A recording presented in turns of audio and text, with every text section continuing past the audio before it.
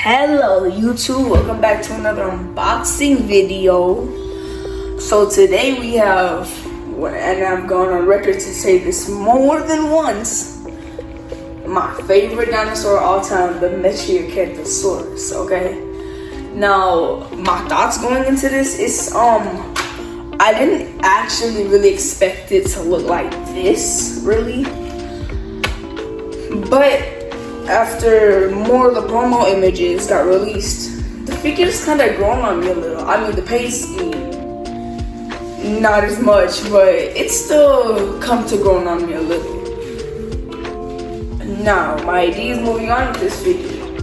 If I find one in stores, I will buy it and make a custom, because this isn't accurate to any of the representations of, you know, Metriacanthosaurus that we've ever seen. Mattel, hell, Universal make, really. So, anyway, on with the packaging. So, of course, you have the Jurassic Park 30th anniversary. We go to the side, just Jurassic Park. I don't know what happened to the 30th anniversary. You have this cool little promo picture, actually, which I think looks amazing. But anywho, right? Go to the other side, basic glossy, basic Hammond collection logo with a glossy finish. We go to the back. We see another promo image of a Metriacanthosaurus, and the picture. See, one thing I find one thing I find funny about these figures is that when they're like figures where we've never seen them, they just don't put a picture, and I just find that kind of amusing. You know, with this one, it's kind of like that, except they felt the need to put its embryo getting stolen. This is supposed to be like a representation of the Jurassic Park Metriacanthosaurus, the one that this, you know, this packaging explains embryo got stolen by Dennis Nedry. Anyway, so yeah, that's pretty much it. Pretty standard packaging. Now, if I could find my scissors, I could get this open. Hold on, I'll be right back. Hello, so I'm back. You missed me? Good. Okay, so pretty much, I really think that this is a great figure, but I only have two complaints that I'm not sure are big or minor. Okay, so I know the first one is big, and it's, well, I mean, actually both of them are big, but the first is the paint scheme. It goes from really like natural. It looks like a sphinx. It looks like one of them cats that just doesn't have hair, you know? Like, right? So I'm looking for a little bit more of a naturalistic approach.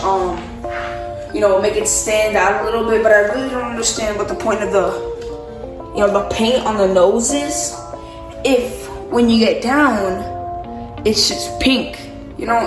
And it's not like a pretty pink either. It's an ugly pink, you know? It just makes it look like if it had hair or fur, right? It'd be hairless, you know? So yeah, and the other complaint, right, is that now I'm not sure if I'm right or wrong here, because look, right, the promo image, right, shows it opening its jaw wide, right? In the back, it doesn't. Okay, so I don't know what to believe here, because the bottom jaw refuses to open. So I don't know if that's me, so I am not going to talk about it as much as I normally would, because, you know, I just find it to be kind of irrelevant if I am wrong, right?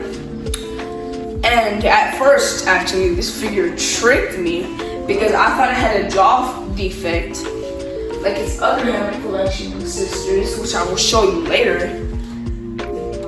The other two medium-sized carnivores that I've had, they all have jaw defects. Like the cheek is always out, or just, you know, different, right? So yeah, other than that, I think this figure is pretty great, right? It's mostly accurate. I forgot what happened. Like, it was the time this figure released where I was talking a bunch of smack about it, like I told you earlier, because you know the promo image just sucked. Because Mattel does not know how to make anything look good. But yeah, I guess I was bitching about it with the Nature Boy 515, I think that's his name, on Discord. And we were bitching about it, and he made like a bunch of like unnecessary points about how it wasn't accurate, like the back wasn't a certain shape or something. And see, I like to think that like carnivores in Jurassic World have a certain build to them, which you can call theropod, right? And yeah, so pretty much all of them look the same, but with like different, you know, different feet, different length arms, you know, that type of stuff. But the overall body shape looks kind of the same. And also, I don't think, well, I haven't held this figure long enough to know, but I don't think I agree with Dino Scream Review's statement about how this was the best theropod dinosaur Mattel's ever produced. I mean, hold on. Here.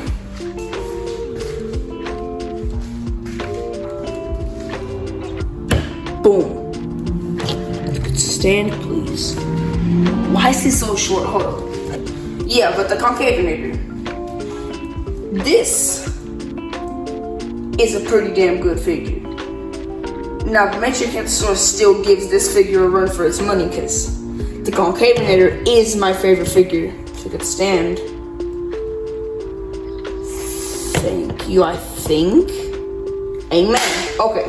Yeah, so the Concavenator, oh my god. Well, it's still short, but the Metriacanthosaurus still gives it a run for its money.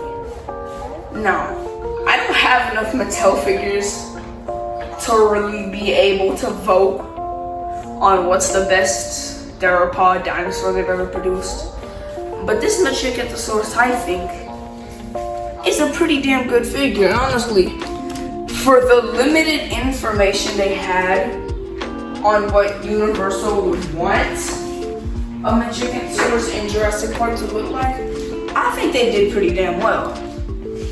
Now, if you would excuse me, I'm gonna go get figures for the size comparisons.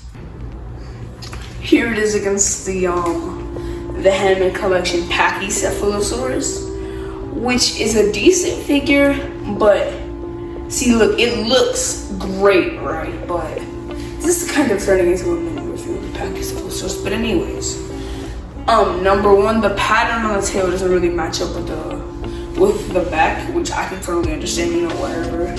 But also, mine kind of came with a defect, because if you turn the tail enough around, the glue didn't really stick, so I can really just rip it off right now, which I won't, but still. Another thing, isn't it just me, or do I find the jaw really difficult to open on the Pachycephalosaurus? Anyways, right? So yeah, not very good for stop motion necessarily, but definitely good for display. Anyways, yes, I think this is pretty accurate, even though we don't really know what the Metriacanthosaurus would look like. But yeah, anyways. Here's the Jurassic Park 3 Velociraptor, which is easily my least favorite out of all of the Hammond collection dinosaurs. And also, it comes with the jaw defect that I had been talking about earlier. And I think the one problem with it is that they use rubber. Okay, anyways. They come with rubber for the jaws, or at least the back of the jaws. Or really hard, soft plastic or something. And well, for that they used rubber, and so it kind of makes a defect where if it's worked in the packaging, it stays like that. Nothing changes it, which wouldn't be that bad if a 3-inch figure wasn't $15. Well, now I think it's what, $17 now? And yeah, that drives me kind of insane. But now,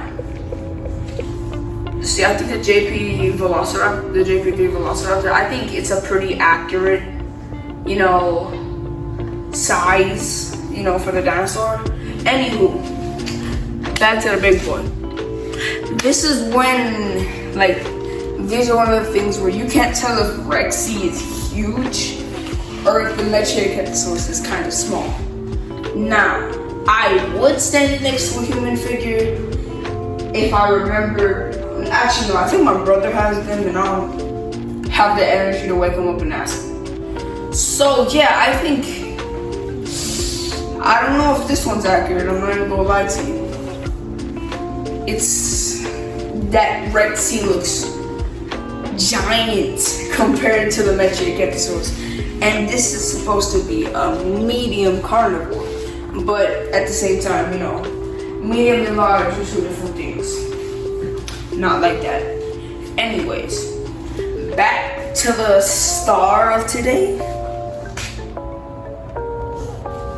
So my overall thoughts on this figure, I think it'd be pretty good for stop motion, and yeah, the paint scheme is what kind of brings this down a little. And as I play with it more, I'm not really that bothered by the lower jaw anymore. And just kind of learned to enjoy this figure. And now that I have it in hand, I still see the, not lackluster, just odd paint job. Want to make that custom even more. Anyways, so overall thoughts on this figure, should you go buy it? Yes, please do. This is honestly a must-have, especially if you're like me, a Metriacanthosaurus fan, but I don't know if those exist. I think I might be the only one. But yeah, so if you're a fanboy like me, and Mattel's been putting out the most ass Metriacanthosaurus toys like 5 years ago now. Damn, 5 years ago. Yeah, like 5 years ago now. And they're like $100. You don't really want to spend your money on something that ass. Yeah, exactly. So yeah, you should go buy this to make up for the what?